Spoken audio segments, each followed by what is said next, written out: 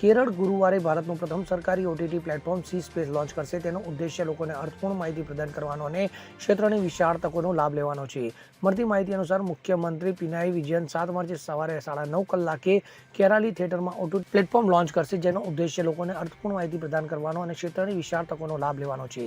સાંસ્કૃતિક બાબતોના મંત્રી સાજી ચેરિયન તેની અધ્યક્ષતા કરશે. આ અંગે કેરળ સ્ટેટ ફિલ્મ ડેવલપમેન્ટ કોર્પોરેશનના ફિલ્મ ડિરેક્ટર અને ચેરમેન સાજી એન કરુણે જણાવ્યું હતું કે સી સ્પેસનું સંચાલન કેરળ સરકારના સાંસ્કૃતિક બાબતોના વિભાગ વતી મલયાલમ સિનેમા અને ઉદ્યોગને પ્રોત્સાહન કરવાનું કામ કરતી સરકારી માલિકી કંપની KSFDC દ્વારા કરવામાં આવે છે.